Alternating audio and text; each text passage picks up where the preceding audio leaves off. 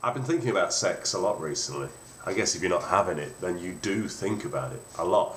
But actually not so much about having it, more about how it all began. I mean, picture the scene. It's the Garden of Eden, Adam's chilling out, and then along comes Eve. Now what do we think goes through his mind when he first sees her? Probably, "Oi, that was my rib, God." But what about after that? I mean, for a start, he's the first and only man on the planet, and she's the first and only woman. Talk about pressure to reproduce. Perhaps the thought of procreation never even crossed his mind until he met the snake. I mean, we know from the Bible that the serpent got him into fruit. On reflection, not a bad thing maybe, with all this talk about 5 portions a day. So maybe he sullied his mind when it came to sex too. I can just see it. Adam sat there eating the apple, and the snake slithers up to him and goes, "You would, wouldn't you?"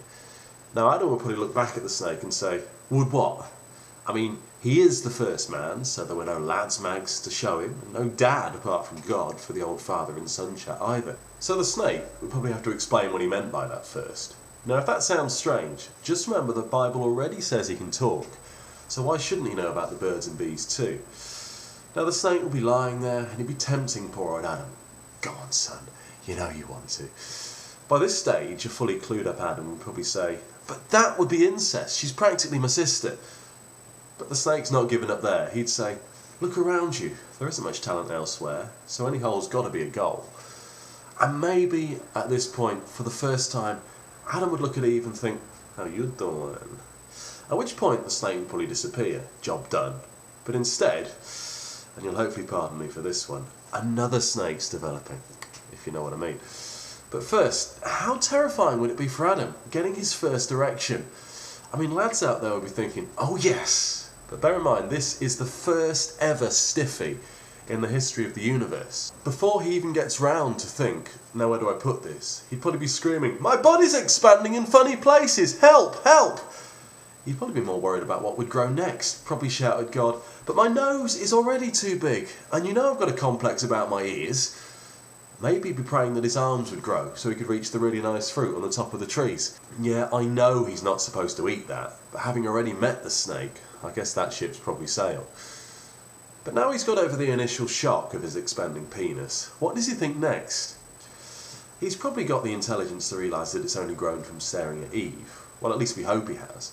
So in his brain, especially after talking to the snake, he's probably putting the two together. Eve, this strange growth, Eve. But what the hell does he do next? After all, no leaf's big enough to cover that up. Yes, that's right ladies, the first man on earth has definitely been blessed in that department. And he probably cooks too. Will probably be into his sensitive side and prefers Desperate Housewives to football. Yep, the perfect man came along ladies, and none of you were around to see it. Them's the breaks, I guess. But more importantly for Adam at this point, how can he get rid of it? Lads, don't squirm too much, but maybe he's thinking, this swelling just needs to be cut off, like it's a wart or a growth. Maybe he tries that first, hopefully not, but he is the first man on earth, so his experience and know-how of genitalia is probably a bit limited. But let's move on. He's nice and erect, stood next to Eve, but here's his latest dilemma. Where on earth does he put it?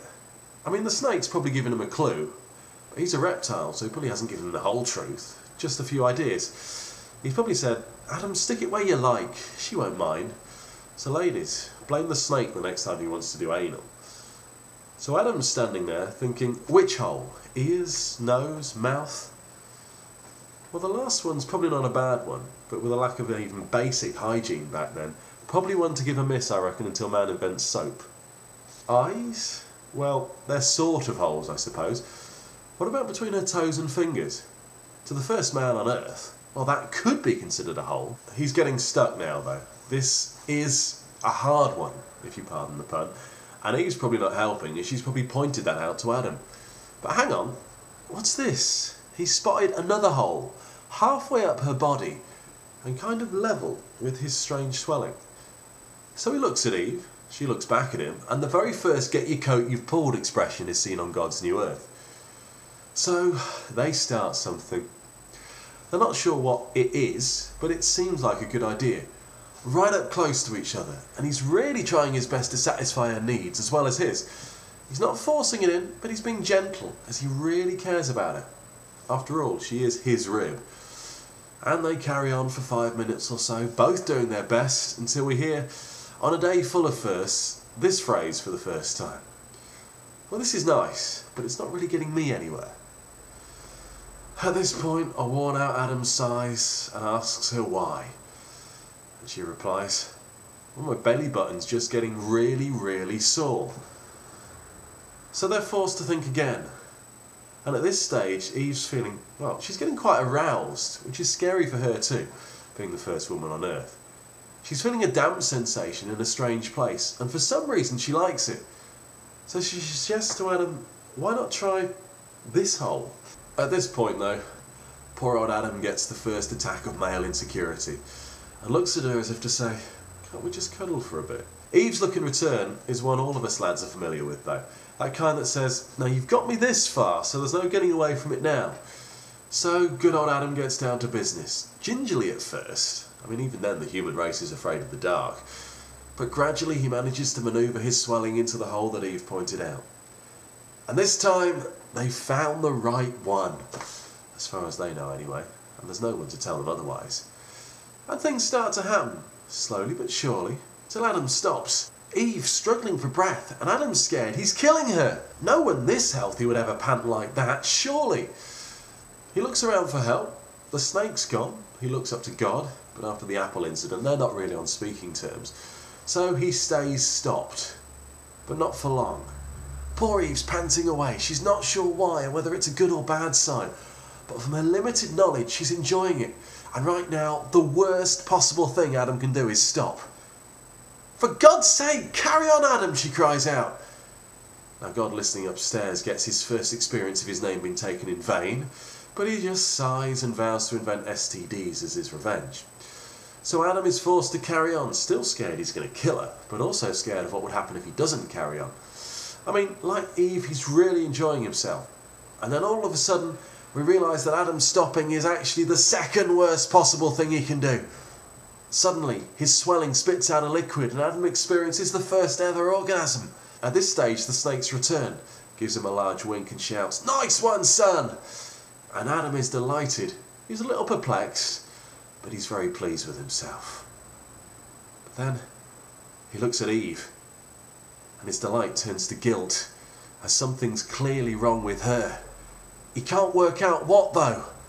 I mean, she's still alive. Her panting has slowed down, and it looks like she's making a full recovery from the first hyperventilating fit. And yet, to Adam, she somehow looks very disappointed. And Adam's getting this vibe that the disappointment's been aimed at him. Eve looks at him again and becomes the first woman on Earth to say, well, he's had his fun, what about me? She gives him a glare as if to say, come back and finish what you've started. But by then, Adam's off talking to the snake, bragging about what he's just done. So Eve starts to scratch her head, and then thinks, what if? And moves her own hand further down her own body, and then after a few seconds, sighs and smiles and thinks, why the hell did I need him in the first place? Once I learn to fetch my own food, he'll be extinct. But it doesn't matter as Adam's asleep anyway, and probably dreaming about a mythical girl he's fantasised God's created for him from another rib.